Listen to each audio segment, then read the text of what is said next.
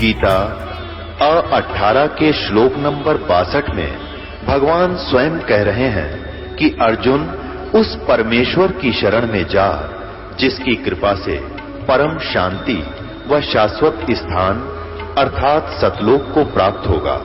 वो परमेश्वर कौन है, कहां है, कैसा है, जानने के लिए कृपया अवश्य सुनिए जगत गुरु तत्वदर्शी संत रामपाल जी महाराज के अमृत वचन। बहुत आंखों में पानी आ गया उस बच्चे के। युवा लड़का था, 25-26 वर्ष का, 30 का होगा, और कहे जी क्या मेरी सचमुच अक्षमा होगी, माँ बेटा हो गया, आप भक्ति कर, कोई दिक्कत नहीं। ये तो इस ऐसी कड़वी कुलीन है जैसे बालक है, छोटा सा बच्चा 2 वर्ष का। डॉक्टर ने दवाई दी, भाई दवाई दो, उसको कूट पीस के वह कुनीन की दवाई और डाल के थोड़े से पानी में मुंह में डाल दी। वो बच्चे का मुंह कड़वा हो गया, अपनी माँ का थप्पड़ मार रहा है, भाई दूसरे ने पकड़ा उसका मार रहा है, तुमने मेरा जो है ना मुंह खराब कर दिया, रो रहा है, थप्पड़ मार रहा है। तो माता पिता को बुरा नहीं लगता वो बालक, क्योंकि उसको उनको पता है कि इसको कड़वा लगा इसलिए ये दुखी हो गया बेचारा, ये स्वस्थ हो जाएगा, इसको पिलाना जरूरी है, ये दुख रोए चाहे राजी रहे।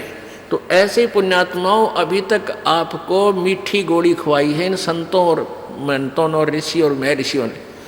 अब ये कड़वी कुनीन खिलानी पड़ेगी या दवाई आपको बहुत भयंकर रोग है। आप चाहे गाली दो इस दास को और चाहे जयकार करो, वो आपकी मर्जी। ये कुनीन ये दास जरूर खिलाओगा, चाहे कुछ भी आप कुछ भी महसूस करो। और जब आपका ये रोग कट जाएगा, जब देखना आपको ये वचन कितने प्यारे लगेंगे। क्या कहते हैं, तुलसी पिछले पाप से हरि चर्चा ना भावे,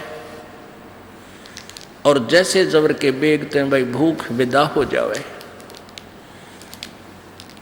जैसे किसी को मलेरिया बुखार हो जा, वायरल हो गया,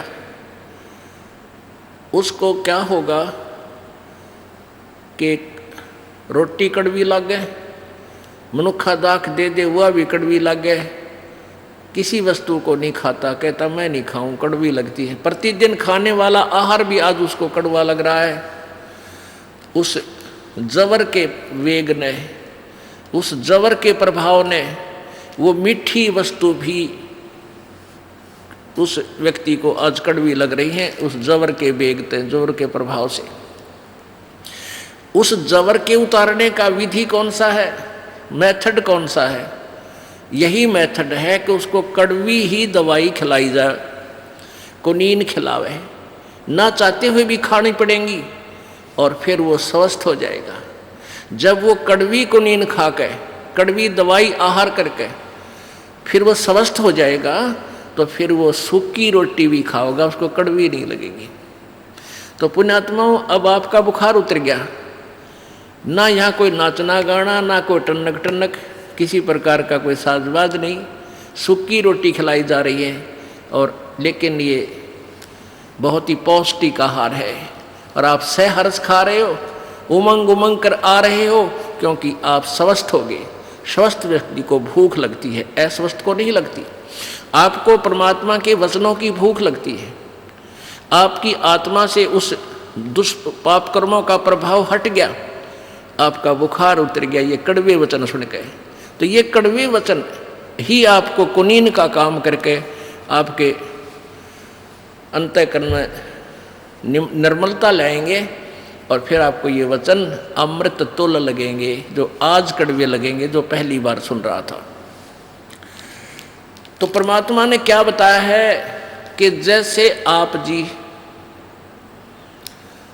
आम का पौधा लगाना चाहते हो, नर्सरी से पौधा लाए, उसको प्रॉपर, उसके बीजने का प्रॉपर तरीका कैसा है कि जड़ को, मूल को गड्ढा खोद के मिट्टी में जड़ को दबाएंगे, फिर जड़ की सिंचाई करेंगे, पूजा करेंगे, जल डालेंगे, खाद डालेंगे, फिर वो पौधा धीरे धीरे पेड़ बन जाएगा।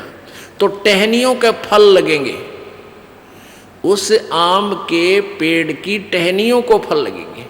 तो जैसे अक्षर पुरुष एक पेड़ है, निरंजन वा की डार, और तीनों देवा शाखा है ये पात्र रूप संसार। अब जड़ की पूजा करने से, मूल मालिक पूर्ण परमात्मा को इष्ट मानकर भक्ति करने से आपके शुभ संस्कार बनेंगे। आपकी भक्ति रूपी पौधा बड़ा होगा, और आम का पौधा यानी भक्ति रूपी पौधा जब बड़ा होगा, आपके शुभ संस्कार बनकर ब्रह्मा विष्णु महेश के पास जाएंगे। ये तीनों देवता फिर आपको बिना मांगे आपका संस्कार घर बैठे देकर जाओगे। अब परमात्मा यही बताना चाहते कि तुम इस अध्यात्म ज्ञान से परिचित नहीं हो, इसलिए लड़ पड़ते हो। अब क्या बताते हैं परमात्मा, ये देखिएगा, एक भक्ति रूपी पौधा आम का कैसे बीजना चाहिए।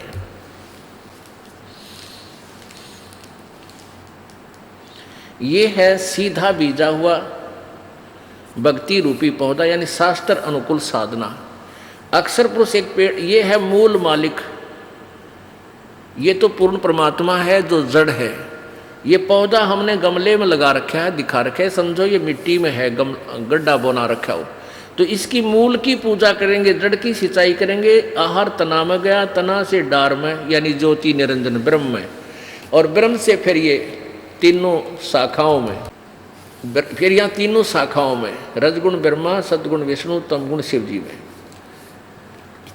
फिर ये जो बड़ा पेड़ हो जाएगा तो इंटेनिया का फल लगेंगे।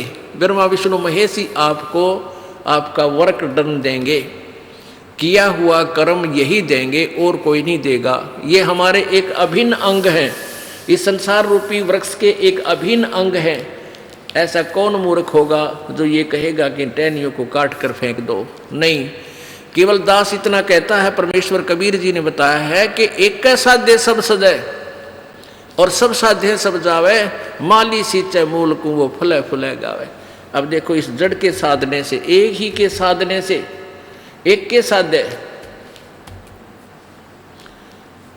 एक के साध्य, एक के साध्य सब सदै, और सब साध्य सब जावे। हम उल्टी भक्ति कर रहे हैं, शास्त्र विरुद्ध साधना करें। हमने क्या किया है, ब्रह्मा विष्णु महेश की पूजा शुरू कर दी इष्ट मान के, यानी उस पौधे को हमने टहनियों की तरफ से जमीन में गाड़ कर पानी डालने लगे, सिंचाई करने लगे। ये रॉन्ग प्रोसीजर है, ये प्रॉपर वे नहीं है। तो परमात्मा ने ये बताया है कि एक के साध्य, ये सब सद है, और सब साध्य सब जावे। भक्ति रूपी पौधा आपका नष्ट हो जाएगा। गीता जी अध्याय नंबर 16 के श्लोक नंबर 23 में कहा कि शास्त्र विधि को त्याग कर जो मनमाना आचरण करते हैं, मनमानी पूजा करते हैं, साधनाएं करते हैं, उनको न तो कोई सुख होता है, न उनकी कोई सिद्धि प्राप्त होती है, और न ही उनकी गति होती है। यूजलेस, व्यर्थ। और यही परमात्मा बता रहे हैं कि एक के साध्य सब सद है, एक के साध्य सब सद है, और सब साध्य सब जावे। माली सींचे मूल को फले फुले गाए। अगाए माने नु कति डटके फले फूलेगा, सच्चाई ठीक करो। ऐसे भक्ति रूपी पौधा आप बोगे, मूल मालिक कबीर परमेश्वर को इष्ट मानकर पूजा करोगे, साधना करोगे, तो आपके यहाँ रहते हुए भी जो आपको सुख चाहिए, आपको यहाँ रहते जो आवश्यक वस्तुएं चाहिए, तो आपका इतना संस्कार परमात्मा ब्रह्मा विष्णु महेश के पास भेज देगा आपके अकाउंट में, और वहाँ से फिर आपको वो ब्रह्मा विष्णु महेश देंगे आपका वर्क डन। अपनी तरफ से कुछ नहीं देंगे वो। आपने शास्त्रानुकूल साधना की तो आपका पुण्य बना, पुण्य के प्रतिफल में वो आपको यहाँ की सुख सुविधा प्रदान करेंगे, क्योंकि यहाँ के वे तीनों इंचार्ज हैं, इनको अलग नहीं कर सकते। तीनों देवा दिल में बसे, ब्रह्मा विष्णु महेश, प्रथम इनको वंदना, फिर सुन सतगुरु उपदेश। परमेश्वर ने कहा कबीर जी ने कि तीनों देवता दिल में बसे, यानी ये आदरणीय है आपको। ये ब्रह्मा विष्णु महेश अनादरणीय नहीं है, आदरणीय होने चाहिए। और इनसे आगे फिर कहते हैं तीनों देवा दल में बसैये ब्रह्मा विष्णु महेश, और प्रथम इनकी वंदना, फिर सुन सतगुरु उपदेश। हम पहले प्रथम फर्स्ट मंत्र आपको इन्हीं से स्टार्ट करते हैं, और फिर सुन सतगुरु के बोल। सतगुरु तत्वदर्शी संत फिर क्या बताएगा, इनकी क्या स्थिति है, ये कितने भगवान हैं, इनकी भक्त साधना से कितना मोक्ष होगा। ये काम चलाऊ सरकार है, ये पूर्ण मोक्ष स्वयं भी नहीं है ब्रह्मा विष्णु महेश, ये स्वयं नाशवान है, इनकी जन्म मृत्यु होती है। तो इनकी पूजा पर आधारित होकर, इनको इष्ट मानकर पूजने से आप मोक्ष नहीं प्राप्त कर सकते। अब यह कड़वी कुनीन फिर आपको खिला दी, इसके साथ एक ये लालटेन दिखानी जरूरी होगी, क्योंकि ब्रह्मा विष्णु महेश को और नासवान शब्द से संबोधित करना, 4 गोली इकट्ठी कुनीन की खिलाना समझ लो। और फिर इसके साथ एक खांड की फांकी लगवा देंगे तो जीव ठीक हो जाएगी। अब हम पुराणों को सत्य मानते हैं, हिंदू समाज के जितने भी अनुयायी हैं हिंदू लोग, और उन्हीं पुराणों में लिखा ये नासवान है, तो यह खांड की फांकी आपको लगवा देंगे तो जीव खराब ना रहेगी, आपके मन में दोष नहीं आएगा। अब देखिएगा, संक्षिप्त देवी भागवत गीता प्रेस गोरखपुर से प्रकाशित है, और गीता प्रेस गोरखपुर एक ऐसी ये संस्था है, इसके बारे में पूरे हिंदू धर्म को विश्वास है, ये ऑथेंटिक रिकॉर्ड है। ये देखिएगा, संपादक है हनुमान प्रसाद पोदार, चिमनलाल गोस्वामी। केवल एक झलक दिखाएंगे आपको 123 पृष्ठ पे। ये देखिएगा 123 पृष्ठ,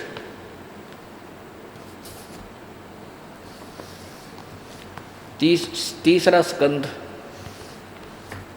तुम शुद्ध स्वरूपा हो। भगवान विष्णु जी दुर्गा देवी की स्तुति करते हुए कह रहे हैं, तुम शुद्ध स्वरूपा हो, यह संसार तुम्ही से उद्भासित हो रहा है।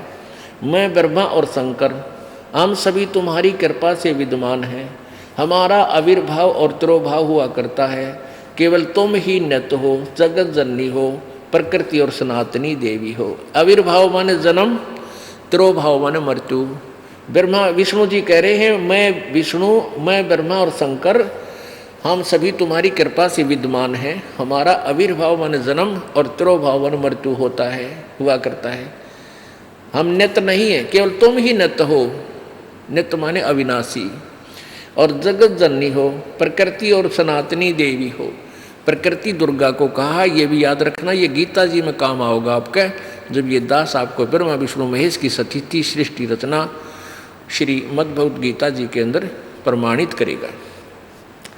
ये देखो, अब यहाँ शंकर जी बोल रहे हैं, भगवान शंकर बोले, देवी यदि महाभाग विष्णु तुम ही से प्रकट हुए हैं, यानी उत्पन्न हुए हैं, जन्म लिया है, तो उनके बाद उत्पन्न होने वाले ब्रह्मा भी तुम्हारे ही बालक हुए। फिर मैं तमोगुणी लीला करने वाला शंकर क्या तुम्हारी संतान नहीं हुआ? अर्थात मुझे भी उत्पन्न करने वाली तुम ही हो। शिवे संपूर्ण संसार की सृष्टि करने में तुम बड़ी चतुर हो। 123 ही पढ़कर सुना रहा हूँ आपको। इस संसार की सृष्टि स्थिति और संसार में तुम्हारे गुण सदा समर्थ हैं।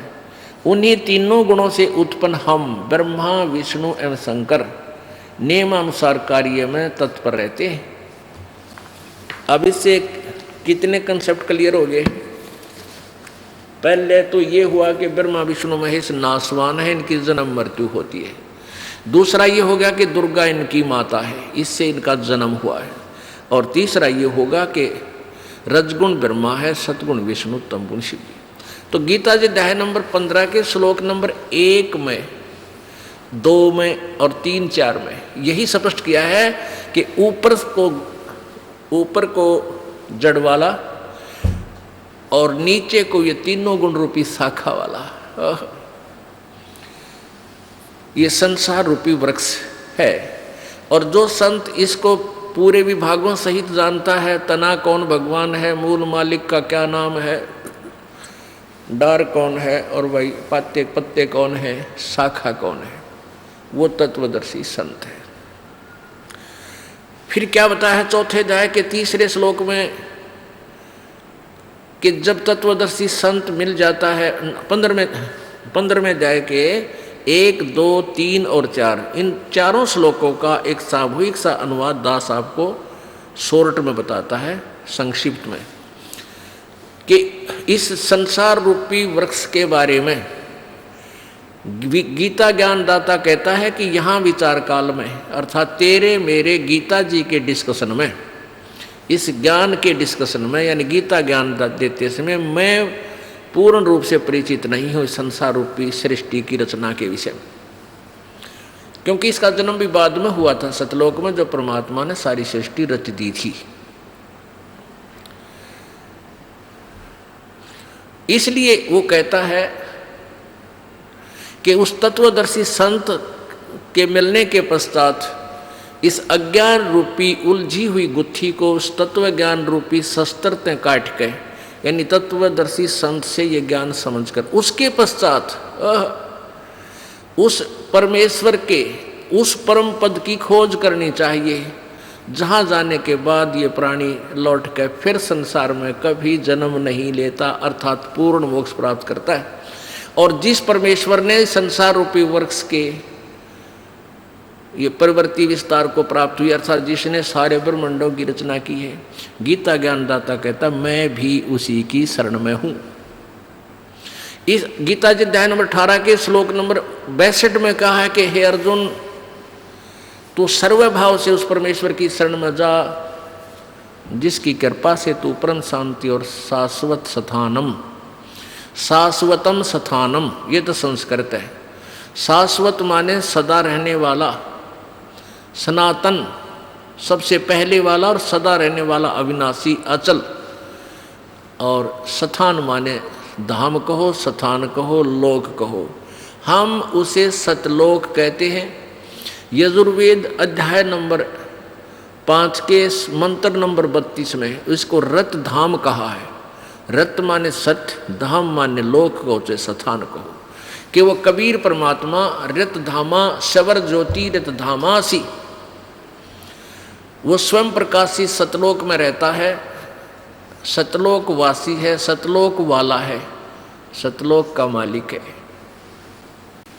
पुण्यात्मा, गीता जी अध्याय नंबर 18 के श्लोक नंबर 66 में, गीता जी अध्याय नंबर 18 के श्लोक नंबर 66 में एक निर्णय दिया है। जैसे गीता जी अध्याय नंबर 8 के श्लोक नंबर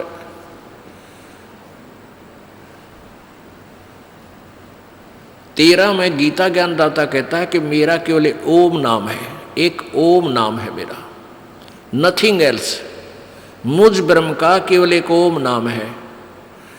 इति ओम इति एक अक्षरम ब्रह्म व्यवहारन मामन समरण, ये पर्याति तजन देहम स याति परमाम गतिम। यह तो है संस्कृत।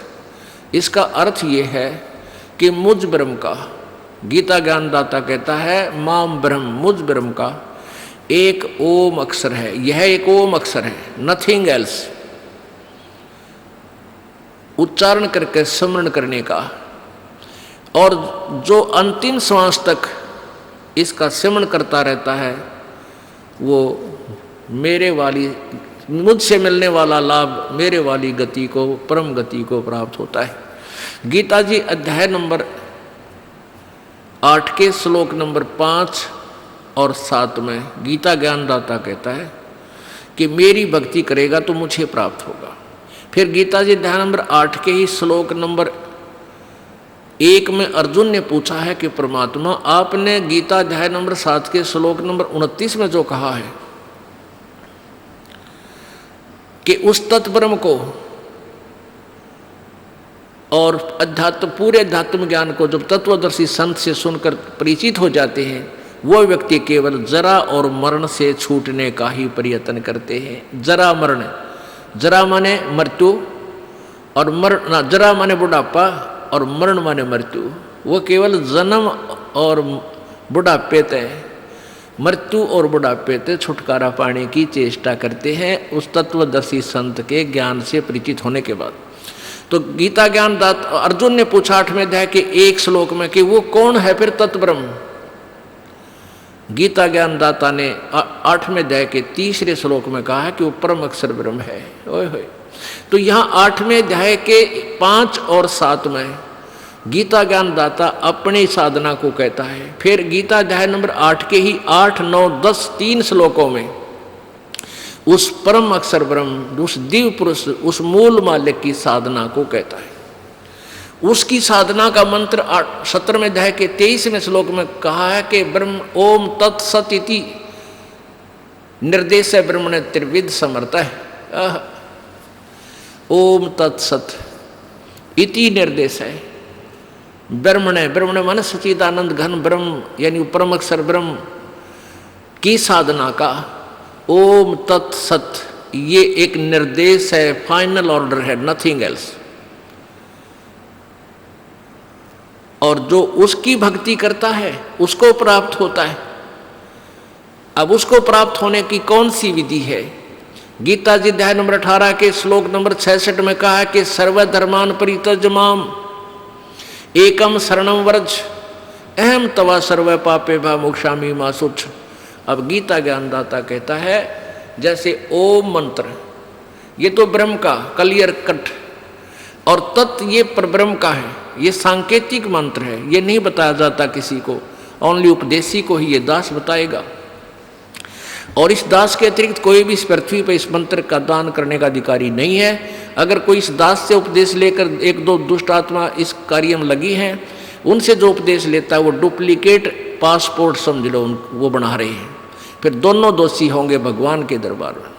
तो इस तत्व का जो मंत्र है ये ब्रह्म का अक्षर पुरुष का है, वो सांकेतिक है, दास बताएगा। और सत जो है वो सार नाम है, ये दास बताएगा, वो पूर्ण ब्रह्म परम अक्षर ब्रह्म का मंत्र है। इन तीनों मंत्रों के जाप की कमाई के बल से, भक्ति के बल से हम सतलोक जाएंगे। तो गीता ज्ञानदाता 18वें अध्याय के 66वें श्लोक में कहता है कि सर्वधर्मान परित्यज माम एकम शरणम व्रज। इन अनाड़ियों ने जिन्होंने आज तक गीता जी का अनुवाद किया वो पूरा झूठा किया है, गलत किया है। व्रज माने जाना होता है और उन्होंने व्रज का अर्थ आना किया है, क्योंकि उनको पता नहीं था, वो श्री कृष्ण से ऊपर कोई भगवान नहीं मानते थे। अब इसका क्या अर्थ बना है? गीता ज्ञानदाता ब्रह्म बोल रहा है कि मेरे सतर की जो धार्मिक क्रिया साधनाएं हैं, सर्वे धर्मान प्रीतज माम, मेरे सतर की जितनी भी तूने साधना, जैसे ओम मंत्र का जाप और ये 5 यज्ञ जो आपसे यहाँ कराई जा रही है। एक यज्ञ है धर्म की, जो है धर्म भंडारा चला दिन रात अखंड, मालिक का सदा व्रत चल रहा है। इसमें जो सहयोग देता है, कोई 10 रुपये, कोई 2 रुपये, कोई 50 रुपये, कोई लाख रुपये, तो उसका धर्म यज्ञ। और ये ऊपर शेड बना रखा, पंखे ला रखे, मैट बिछा रखे, रजाई मंगा रखी, ये धर्म यज्ञ है। और दूसरी यज्ञ ध्यान, जब यहाँ आते हो तो मालिक याद आता है, ना तो संसार में भगवान नहीं याद आता शीघ्र सी। और तीसरी यज्ञ हवन की, यहाँ जोत जगह है परमात्मा की, अखंड हवन।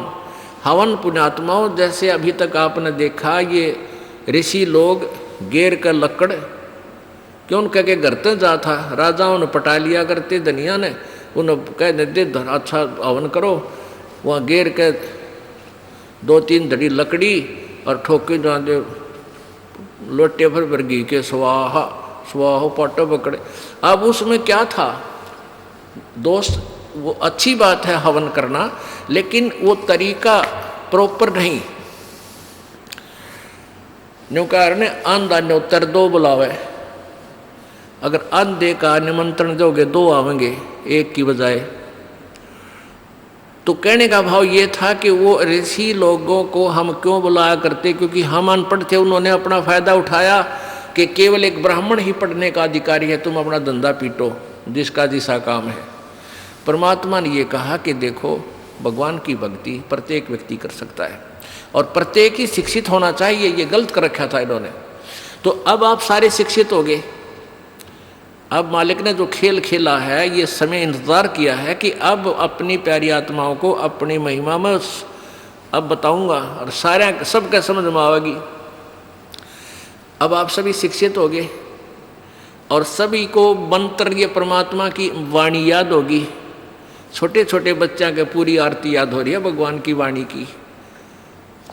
अब एक रुई, एक 1.5 ग्राम 2 ग्राम रुई लगेगी, एक जोत बना दे, खड़ी जोत लगा दी, उसमें घी डाल दिया जितनी आपकी इच्छा है, एक कटोरा भर दे, सारे दिन जलाए। तो उसमें वो घी उसमें डाल दिया और हम अपना मंत्र वाणी सुबह नित्यनेम करें, दोपहर रमैणी करें, शाम में संध्या आरती करें, ये भगवान की वाणी भी हम बोलते रहते हैं। तो वो भी हवन हो रहा है। उस लकड़ियों वाले हवन की तुलना में ये हवन श्रेष्ठ है, क्योंकि इसमें आप एक 100 ग्राम रुई में 1 क्विंटल घी हवन कर सकते हो। उसमें घी, उसकी जोत ने जलन नहीं दे, उसमें डालने जावे घी। 100 ग्राम जोत में 1 क्विंटल घी हवन कर सकते हो आप। और लकड़ियाँ में 1 क्विंटल घी हवन करने के लिए कम से कम भी 20 किलो तक कम से कम लकड़ी जला देते हो। तो उन लकड़ियों के जलने से कार्बन डाइऑक्साइड अधिक होती है। उस 2 धड़ी यानी 20 किलो लकड़ी समाप्त की जलने की तुलना में एक 100 ग्राम रुई की का प्रदूषण उससे कई हजार गुना कम होगा। तो हमने ये अपनाना है। तो हम अपना हवन डेली करें हैं। अब क्या करा करते, कोई मृत्यु होगी, बुलाओ गुरुजी ने और हमारा हवन करिए 2 दिन 4 दिन। वो 2 दिन के हवन में किला टूट गया। रोज करो हवन अपना, एक जोत लगा दे, सुता उठ के हाथ पैर धो ले, नहान का ना फुर्सत मिले, कोई जरूरी ना होती नहाना। इसमें नहाए धोए क्या भ्याज है, मन का मैल ना जाए और मीन सदा जल में रहे, धोए बांस ना जाए। अंदर से अंत तक साफ हो, हाथ पैर जरूर धो ले, क्योंकि धार्मिक वस्तुओं के हाथ लगाने। और जोत ला दे, अपना मंत्र करता रहे, काम करता रहे, अपनी आरती बोल ले, जा नित्यनेम भी कर ले, रोटी पोए जा, नित्यनेम चलता रहे। आजकल तो आधुनिक बहुत से उपकरण हो गए हैं, वैसे भी याद हो जाते हैं कुछ दिनों में। और नहीं बैठ कर अपनी किताब लेकर वह पढ़ ले। अब हवन हो गया तो हम अपना काम आप करेंगे। जो बात बनेगी, किसी के बच्चा हो जाता था तो उसने क्या कहा करते, 7 दिन तक तुम, जैसे पहले ज्योति तो सभी जलाते थे, तो क्या कहते थे, 7 दिन ज्योत नहीं जलानी तुमने, 13 दिन। वो तेरा गजब हुई हो, 13 दिन रोटी नहीं खाते या तुम और काम ना करते। और किसी की मृत्यु हो जाती है उसमें भी ऐसे कहा करते थे। जैसे जन्म होने पर तो वो जब तक वो छठ ना होती इतने कहा करते, मृत्यु के बाद कहते हैं 13 दिन तक आपने कोई धार्मिक क्रिया नहीं करनी। तेरा गजब हो। परमात्मा रोटी रोज खा रहे हो, किसी दिन भी ना छूटती, ठीक है। कोई प्रिय की मृत्यु हो जाती है, रो पीट के दोपहर तक ना खाओगा, शाम में खानी पड़ेगी, रो पीट के रोटी खानी पड़ेगी। तो ऐसे ही भक्ति परमात्मा का हवन ज्योति डेली आरती रोज करनी है, चाहे दुख हो चाहे सुख हो। ये परित्याग नहीं करना, ये भूल है हमारे। अब जो प्रसंग चल रहा है वही आते हैं फिर। अब 5 यज्ञ आप कर रहे हो, एक यज्ञ धर्म की, दूसरी यज्ञ ध्यान और तीसरी यज्ञ हवन की। यहाँ जितने भी जैसे पाठ चल रहे हैं, अगर 150 पाठ हैं तो 150 ज्योति जला दी जाएंगी और 3 दिन तक अखंड ये ज्योति जलेंगी। हवन हो रहा है। फिर जो अन्य भी कोई अपनी ज्योति जगवाने के लिए दान करते हैं, उनकी अलग से ज्योतियाँ जलाई जा रही हैं। वो दिन रात पूरे महीने चलती हैं, पूरे वर्ष चलती हैं। तो ये एक तीसरी यज्ञ हवन की, चौथी यज्ञ प्रणाम और 5वीं यज्ञ ये तत्व ज्ञान की। इन 5 यज्ञों और ओम नाम के मंत्र की कमाई को हम इस ज्योति निरंजन के पास छोड़ देंगे। हम क्या करते रहे, हम पहले ओम नाम का जाप करते, ये 5 यज्ञ करते, उसका फल हम स्वर्ग, महास्वर्ग, ब्रह्मलोक में जाकर नष्ट कर देते ये पुण्य। फिर पाप के लिए नरक में जाते, फिर 84 लाख योनियों में धक्के खाते। अब परमात्मा से हम की वाणी से हमें ज्ञान हो गया कि इस कमाई को हम वेस्ट नहीं करेंगे। हम यहाँ कोई मंत्री बनेंगे, ना हमने मुख्यमंत्री बन के हो सकता, ना प्रधानमंत्री, ना इंद्र की पदवी हमें नहीं चाहिए। इंद्र दा राज काग दा बिष्टा, इंद्र स्वर्ग का राज भी हमारे लिए काग की बीट तुल हो जाना चाहिए। यदि आप सतलोक जाना चाहते हो, और तुम बड़ा सरपंच की पीपी इधर बैठो है तेरा, फिर किसे भगत तुम? हमने नहीं यहाँ का कोई भी सुख चाहिए। यदि तुमने सतलोक जाना, यही धक्के खाने हैं तो ठीक है, आप पुण्य कर रहे हो, इसके प्रतिफल में चाहे पूरी पृथ्वी के राजा भी बन सकते हो और फिर गधा राजा भी बन सकते हो। तुरंत ये पहले सोच लेना। राजा कहते हैं कबीर हरि के नाम बिना ये राजा रसब हो, बड़े गधे ने रसब बोले। हमने यहाँ से पीछा छुटवाना पुण्यात्माओं, इस बात को कति अपने पल्ला गांठ लगा लो, यानी दृढ़ निश्चय कर लो, दृढ़ संकल्प कर लो कि ये भगवान फिर बोर्ड के इस गंदे लोक में जन्म ना हो। हृदय में एक ऐसा हेट बने और वहाँ की इसी उमंग बने। सतलोक जाने की, जैसे बालक बच्चे ने कह दे कि तेरे मामा का ब्याह है, माँ कहती है भाई चल वहाँ चलेंगे, तो कई दिन पहले कूदन लग जाया करो बच्चे, मामा का जाऊँगा, मामा का जाऊँगा। तो ऐसे ही हमने सतलोक जाने की उमंग भर जानी चाहिए। अगर आपके हृदय में ये पक्की दस जाती है कि वहाँ सतलोक है, वो सच्चा सुख सतल है, हमारा मूल स्थान वहाँ है, हमारे वहाँ पहले के कुछ साथी भी वहाँ रहे हैं जो हमारे की तरह बेवकूफ़ ना बने। तो गरीबदास साहिब जी ने कहा है, वाह वाह अमरपुर जाऊँगा, वाह वाह अमरपुर जाऊँगा, सतलोक जाऊँगा, दीन दयाल भक्ति दे मोको, अनहद वाणी गाऊंगा, वाह वाह अमरपुर जाऊंगा, वाह वाह अमरपुर जाऊंगा। यानी ऐसी उमंग हो आपके अंदर। तो ऐसे ये 5 यज्ञ जब होगी तो 5 यज्ञों का प्रतिफल और ओम नाम की जो कमाई है हम यहाँ नहीं लेंगे, कत्ती भी नहीं लेंगे। चाहे हमने आपका तो बेरना पर दास तो थूके भी नहीं आके इस राज और पाठ 21 ब्रह्मांड भी दे तो भी नहीं चाहिए। हमने तो झंझट मिटवाना संग जन्म का। 4 मुक्ति जहाँ चंपी करती माया होरी दासी, और दास गरीब अभय पद पर से वो मिले राम अविनाशी। उस सतलोक में जाने के बाद यहाँ की जो 4 मुक्तियों के सुख, जो अंतिम मुक्तियाँ हैं, और ये मुक्तियाँ चारों नाशवान हैं, ये इनका फल समाप्त होता है। और वहाँ की वो ये सुख जो तुम यहाँ चाहते हो, जो अंत में नष्ट होते हैं, वो कभी नष्ट नहीं होते, वहाँ ये भी सुख मिलेंगे।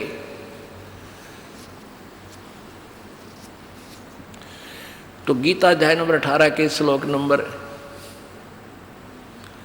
66 में कहा है, जो 62 में कहा ना जिस उस परमेश्वर की शरण में जा, तो 66 में कहा कि यदि तुमने उसकी शरण में जाना है तो सर्व धर्मान परित्यज्य माम, मेरे सतर के सारी धार्मिक अनुष्ठान का फल मुझे छोड़।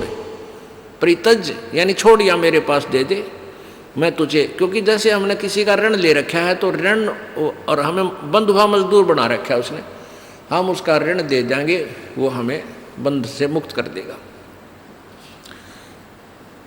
तो ये कहता है कि मेरे सतर के जो तूने यहाँ सैर सपट्टे करे हैं मेरे लोक में, वो किराया दे मेरा, और फिर तू एकम शरणम व्रज।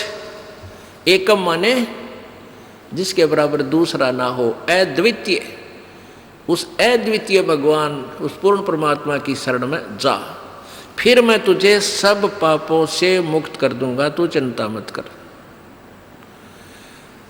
अब उस लोक में कैसे जाया जाएगा? होले सुहागण सुरता त्यार, मालिक घर जाना है तू तो।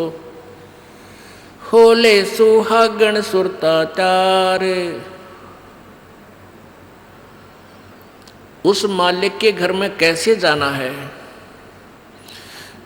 तेरे कोटी में झांक सुरता, तो हे पति बुलावे हे, इस मोह ममता के जाल में तन काल फंसावे ही। गीता जी अध्याय नंबर 17 के श्लोक 23 में ओम तत्सत जो बोला है, तो हम क्या करेंगे? ओम नाम की सारी साधना, जप और 500 यज्ञ की गेठड़ी। पहले जो आपको पहला मंत्र दिया है, इस पहले मंत्र के जाप से, प्रथम मंत्र जो आपको देते हैं 7 मंत्रों का, तो इन 2 मंत्र फर्स्ट एंड लास्ट, ये तो परमेश्वर की साधना इसके पैरेलल है।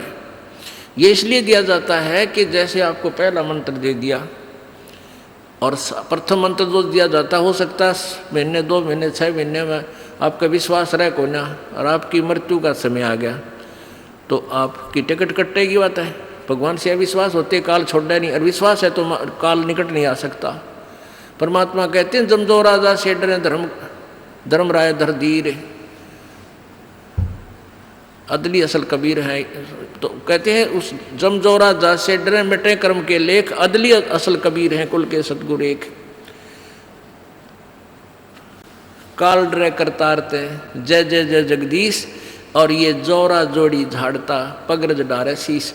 कि कबीर परमेश्वर के सामने ये काल थर थर कांपता है। ब्रह्मा विष्णु महेश का पिता, यो 21 ब्रह्मांड का स्वामी, और ये मौत मालिक के चरणों की धूल अपने माथे से लगाती है, अर्थात उसकी आज्ञा का पालन करती है कि जब तक आप नहीं कहोगे मैं आपके भगत को नहीं मारूंगी। तो अगर हम भगवान से, हम परमात्मा के अविश्वास कर लेते हैं, फिर काल संस्कार से अनुसार ही आपकी मृत्यु कर देगा, वह मृत्यु आ जाएगी। जब लग हंसा हमारी आना, और काल लगे ना तेरा बाणा। जब तक ये प्यारी आत्मा, परमेश्वर कबीर जी कहते हैं कि जब तक ये हंस, ये प्यारी आत्मा मेरी आन कान में, मेरी मर्यादा में रहेंगे, नियम भंग नहीं करेंगे, तो काल तेरा तीर नहीं लग सकता, तो इनको मार नहीं सकता, इनको बर्बाद नहीं कर सकता। तो क्या बताया है कि ये 2 मंत्र हैं फर्स्ट एंड लास्ट। यह कमाई पैरेलल चल रही है उस परम पिता की, ये भी उसकी कमाई है। और बीच के जो मंत्र हैं, एक गणेश जी जैसे मूल कमल के खोलने का वो मंत्र है, और इन कमलों के ऊपर इन ब्रह्मा विष्णु महेश दुर्गा और गणेश इनका अधिपत्य है। हमने इनके लोक में रहकर हम निर्धन हो गए, इनसे कर्जा ले लिया, हमने इनका कर्जा लौटाया नहीं, तो इन्होंने सब सुविधाएं बंद कर दी। जैसे हम विदेश चले जाते हैं, विदेश जाकर के हमने कोई फैक्ट्री वगैरह लगा ली, फैक्ट्री ठीक ढंग से हमने चलाई को ना, तो वहाँ सरकार से लोन ले लिया, और उधर से जब हमने वो टेलीफोन का बिल नहीं भरा, टेलीफोन कनेक्शन कट गया, बिजली का नहीं भरा, बिजली कनेक्शन कट गया, पानी का नहीं बिल भरा, पानी का कनेक्शन कट गया, तो हम दोनों दुखी हो गए। तो उसका क्या, हम आना चाहते हैं स्वदेश, उसका तरीका है कि वहाँ कोई आपका एक ऐसा गारंटर बनाए जिससे सरकार स्वीकार करे, और वो गारंटर फिर आपका सभी सुविधाएं आपकी चालू करवाओ फैक्ट्री की, फिर आप कमाई करके उनका ऋण उतारो, तब स्वदेश आया जाएगा, नहीं तो नहीं आ सकते। तो ये पहले हम यहाँ विदेश आए हुए हैं, हम स्वदेश जाना है। कहाँ? सतलोक में। ये पृथ्वी हमारा विदेश है, ये काल का लोक है। यहाँ हमारी सारी सुविधाएं डिस्कनेक्ट हैं।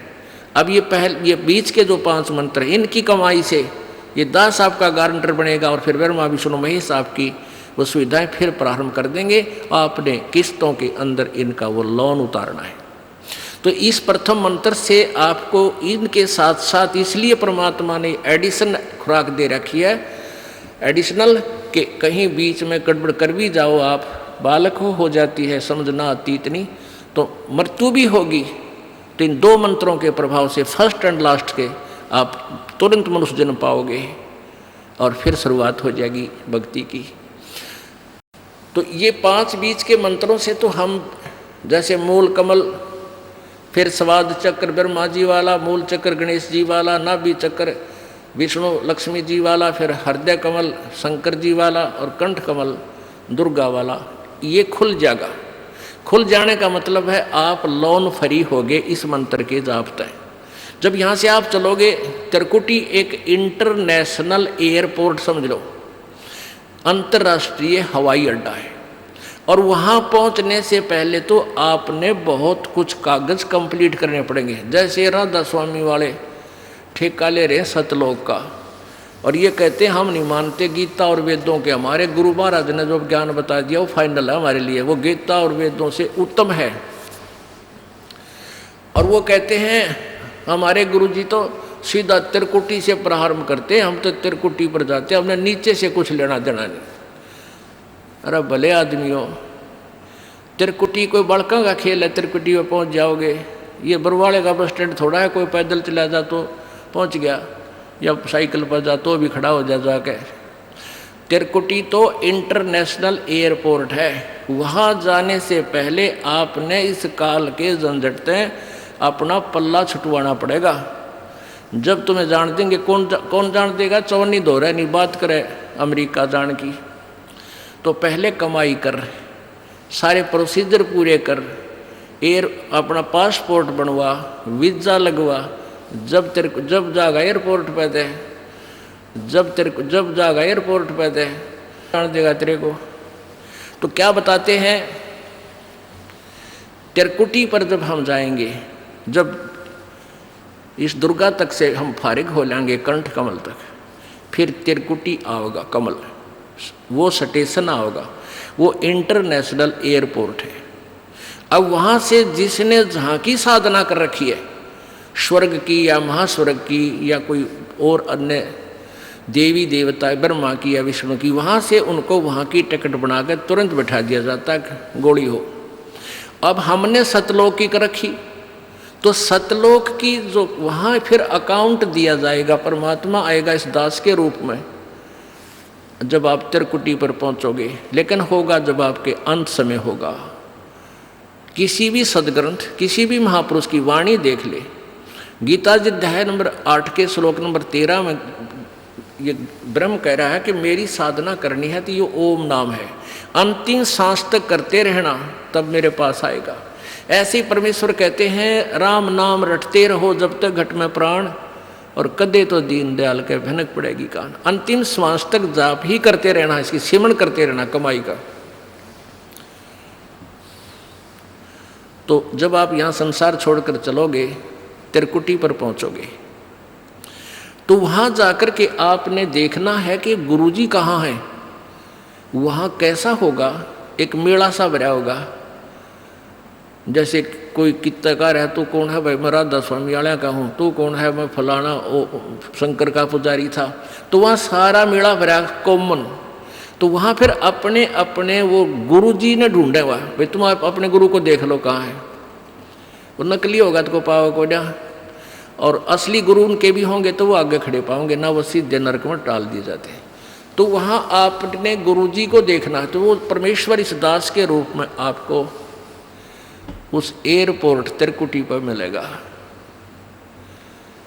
और फिर वो सारी क्रियाएं वहाँ फिर काल के दरबार में ले जाएगा, धर्मराज के में, भाई अपना अकाउंट कर मारे भगत का, इसकी इतनी कमाई है। जैसे वकील होता है, जा करके सारी सुविधा करवा देता है, सारे कागज़ पत्र तैयार करके सारी काम कर देता है, जमानत ले लेता है, दिलवा देता है। तो वहाँ पूरे कागज़ भर के, अरे भाई इसकी इतनी कमाई है, तुम्हारा इतना इसका बैलेंस है, क्लियर करो इसका, और चल भाई सतलोक में। फिर ब्रह्म बीच में जो ये ओम मंत्र का वहाँ दे दिया, जैसे सर्वधर्मान परित्यज माम एकम शरणम व्रज।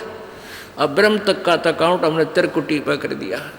फिर रह गया अक्षर पुरुष पर ब्रह्म का, वो तत्व मंत्र जो दूसरा मंत्र है ओम के साथ, जो सतनाम के अंदर, इसका पर ब्रह्म को इसका अकाउंट दे दिया कि उसके 7 शंख ब्रह्मंडों में से हमने पार करना है, यहाँ पर कोई ना छोड़े बगैर कुछ टैक्स लिए, उसको दे देंगे। फिर हम तीसरा मंत्र जो सतनाम सार नाम है, वो हमें सतलोक ले जाएगा, स्थायी स्थान मिलेगा। तो क्या बताया, त्रिकुटी में झांक सुरता तो हे पति बुलावे है, इस मोह ममता के जाल में तने काल फसावे है। अपने पति को भूल बावड़ी बैठी आराम संगर के, काम क्रोध मोह लोभ मस्करे रहिए जा रात डर के। अपने पति को भूल बावड़ी बैठी आराम संगर के। काम क्रोध मोह लोभ मस्करे रहिए जा रात डर के। मात पिता संतान संपत्ति में तू तो उलझ गई घर के। मिलना चाहे पति अपने ते बांधे कफन सिर के। देख जीवती मर कहे सुरता किसा आनंद आवे। इस मोह ममता के जाल में तन काल फसावे। तेरे कुटी में झांक सुरता तोहे पति बुलावे। मोह ममता के जाल में तोहे यू काल फसावे। पति मिलन की विधि बताऊं सुन सुरता चितला के। सतपुरुष से कर ले सगाई गुरु बिचौला बना के। पति मिलन की विधि बताऊं सुन सुरता चितला के। सतपुरुष से कर ले सगाई ये गुरु बिचौला बना के। सत्संग बान बैठिए लाडो ये दान की मेहंदी लाके। पांचों गहने पैर सुहागण सतनाम की बिंदी लाके। सत्संग बान बैठिए लाडो या दान की मेहंदी रचा के। पांचों गहने पैर सुहागण सतनाम की बिंदी लाके। प्रेम की लाली ला कहे सुरता क्यों न पति रिझावे। इस मोह ममता के जाल में तन यू काल फसावे। तेरे कुटी में झांक सुरता तो ये पति बुलावे। इस मोह ममता के जाल में तन काल फसावे। जाप अजपा जप के अपना दहेज बना लिए। अनहद बाजा बाजन लागे तब खुशी मना लिए। जाप अजपा जप के अपना दहेज बना लिए। अनहद बाजा बाजन लागे फिर खुशी मना लिए। आवे बिरहा कबीर लेवन ने खुश हो के चालिए। प्रेम की बारिश होवन लग फिर मलमल ना लिए। सार शब्द का सुरमा गा लिए जो पति को भाव है। इस मोह ममता के जाल में तने काल फसावे। तेरे कुटी में झांक सुरता तोहे पति बुलावे। इस मोह ममता के जाल में तोहे काल फसावे। आधीनी की मांग भरा के तू चलिए नाड़े झुका के।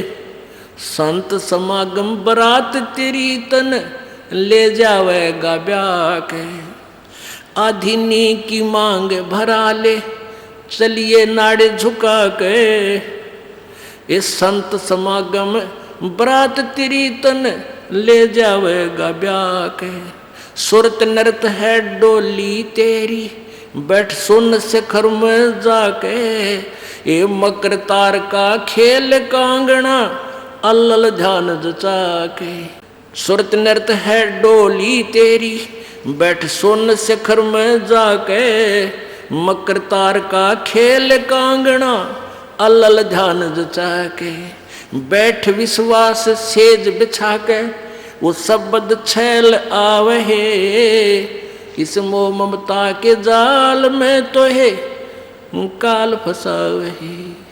तेरे कुटी में झांक सुरता तो ये पति बुलावे। इस मोह ममता के जाल में तो है काल फसावे। दिव्य दृष्टि से देख लिए तू अपने पति का सेरा। सुन शिखर में एक श्वेत महल है जहाँ तेरे पति का डेरा। दिव्य दृष्टि से देख लिए तू अपने पति का सेरा। सोन शिखर में श्वेत महल है, वहाँ तेरे पति का डेरा। इन त्रिलोकी यारों को भूल बावड़ी, इच्छा बीज भस्म हो तेरा। राम दुहाई साच कहत हूँ, सतगुरु करावे फेरा। इन त्रिलोकी यारों को भूल बावड़ी, इच्छा बीज भस्म हो तेरा। राम दुहाई सच कहत हूँ, सतगुरु करावे फेरा। रामपाल सतगुरु का चेरा, रामपाल हो सतगुरु का चेरा। यू काल खड़ा लखावे है, इस मोह ममता के जाड़ में तो है काल फसावे है। तेरे कुटी में झांक सुरता, तो है पति बुलावे है, इस मोह ममता के जाल में तो है यू काल फसावे है। अपनात्मा, ये वही दवाई है जो थोड़ी सी बूरा में डाल कर दी जाती है। ये वही ज्ञान है जो परमात्मा ने बताया है। इस शब्द यानी पद्य भाग में इसको उसी तरीके से समझाया है। क्या बताया है कि त्रिकुटी में झांक सुरता, तो है पति बुलावे है, इस मोह ममता के जाल में यू काल फंसावे। आप दूसरे एक दूसरे में फंसे बैठे हैं। ये मेरा बेटा है, ये बेटी है, रिश्तेदार है, ये कार है या कोठी है, ये बहन है। तो पुण्यात्माओं, कल आपको बताया था एक लेवा एक देवा दूतम, और कोई किसी का पिता नहीं पूतम। ऋण संबंध जुड़ा एक ठाठा, अंश में सब 12 बाटा। ठीक है, जब तक हमने ये देख लो कि हम सफ़र कर रहे हैं, हम एक कंपार्टमेंट में बैठे हैं, एक डिब्बा में बैठे हैं ट्रेन के में, तो वहाँ आपके साथ हैं जो भी आपके साथी हैं, वो सब हम सफ़र हैं। उनसे प्यार से रहना है, अच्छा शिष्टाचार से व्यवहार करना है, एक दूसरे के दुख में दुखी होना है। कोई बीमार है उसके लिए पानी लावे, ट्रेन रुक जाती है भाग कर ठंडा मांगे, ठंडा लावे, यानी उसकी सेवा करें। आप एक दूसरे से प्यार में रहें, और जिसका जहाँ स्टेशन आता जाएगा वो उतरता चला जाएगा। तो ये संसार, अब हम सफ़र में हैं सभी, और एक कंपार्टमेंट हमारा एक परिवार है। तो हमने एक दूसरे के साथ बहुत अच्छे शिष्टाचार से, बड़े प्यार से एक दूसरे के दुख में दुखी होकर रहना चाहिए, ताकि ये सफ़र आसानी से कट जाएगा। और उस कंपार्टमेंट में और खींचा तानी ताना बाजी आपस में झगड़ा शुरू हो गया तो कहर हो जाएगा, 2 घंटा सफ़र मुश्किल हो जाएगा। तो ऐसे हम इस संसार, इस सफ़र में हैं, और जिसका जिस समय भी वो बस स्टैंड व स्टेशन आ जाएगा वो वहीं उतरना होगा, शेष आगे चल पड़ेंगे। तो ऐसे सोचकर हमने इसमें रहना। क्या बताते हैं, तो वो सफ़र में चलने वाले व्यक्ति वहीं तक सीमित होते हैं, फिर आगे रिश्तेदारी नहीं बनाते उनके साथ, ना उनसे कोई संबंध रखते। लेकिन जब तक वहाँ रहते हैं सभ्य व्यक्ति बहुत ही अच्छी तरह प्यार से बहन भाई को बहन को बहन की दृष्टि से, माई को माँ की दृष्टि से देखते हुए, यानी हर तरह से चलते हुए अपना अच्छी तरह सफ़र तय कर ले। तो ऐसे ही हम संसार रूपी, जीवन रूपी सफ़र में एक परिवार रूपी कंपार्टमेंट में बैठे हैं, डिब्बे में। तो इनको अपना ही नहीं मान, इनके साथ ही उलझना नहीं है, अपने स्टेशन पर उतर जाना चाहिए तुरंत ही। तो ऐसे ही हमने यहाँ से आगे चलने की विधि बनानी है। अपने पति को भूल बावड़ी, इस आत्मा को समझाया जा रहा है कि तू अपने मालिक ने, अपने स्वामी सतपुरुष सतलोक को वाले मालिक को सदा सुखी रखा था, कोई दुख नहीं देवा था, उसको भूल के और यहाँ अन्य इष्ट पर आश्रित होगी, इसको अपना स्वामी बना लिया, यानी अन्य देवता की पूजा शुरू कर दी, वो न्यारा खसम बना लिया। खसम माने स्वामी, मालिक, इष्ट, जिसकी हम आड़ लेते हैं, जिससे कुछ इच्छा करते हैं। अपने पति को भूल बावड़ी बैठी यारा में सिंगर के, और काम क्रोध मोह लोभ मस्करे रहिए इन जारा ते डर के। मात पिता संतान संपत्ति में तो उलझ गई गिर के, और जब मिलना चाहे पति अपने पर बांध कफन सिर के। अब तो यही ये संपत्ति मेरी है, ये संतान मेरी है, तेरा बुद्धि का दायरा यदि यहीं तक सीमित है तो फिर तू यहीं रह जाएगी। ये कौन है? ये मालिक के बच्चे हैं, आपके संस्कारवश आपको सेवा दी है इनकी। माता पिता ने अपना रोल करना चाहिए जो माता पिता का होता है, पिता पुत्र ने, पुत्र वधू ने भी अपना रोल करना चाहिए जो पिता और माता के प्रति उसका कर्तव्य बनता है। तो ऐसे हमने अपनी भूमिका को अच्छी तरह सुचारू ढंग से निभाना है, तभी हम यहाँ भी सुखी रहेंगे और सतलोक भी चले जाएंगे। अब देखा कैसे करते हैं, जैसे कोई मित्र और उसकी पत्नी आ जाते हैं मिलने के लिए, तो हम क्या करते हैं, मित्र को भी पूरा रिस्पेक्ट देते हैं, आओ आओ भाई साहब यहाँ बैठो।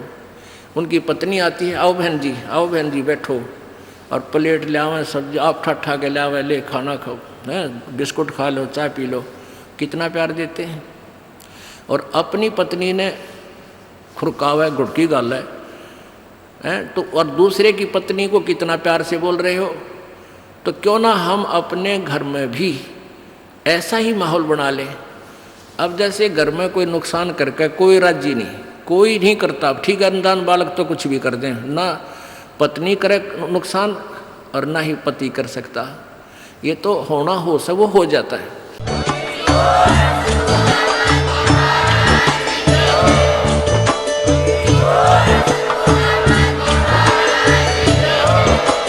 आप सुन रहे थे जगत गुरु तत्वदर्शी संत रामपाल जी महाराज जी के मंगल प्रवचन। अधिक जानकारी के लिए विजिट कीजिए हमारी वेबसाइट www.jagatgururampalji.org। संत रामपाल जी महाराज जी के शुभ आशीर्वाद से पूरे विश्व भर में 500 से भी ज्यादा नाम दीक्षा केंद्र हैं, जिन पर संत रामपाल जी महाराज जी द्वारा ऑनलाइन निःशुल्क नाम दीक्षा दी जा रही है। अपने नजदीकी नाम दीक्षा केंद्र का पता करने के लिए संपर्क करें 8222880541।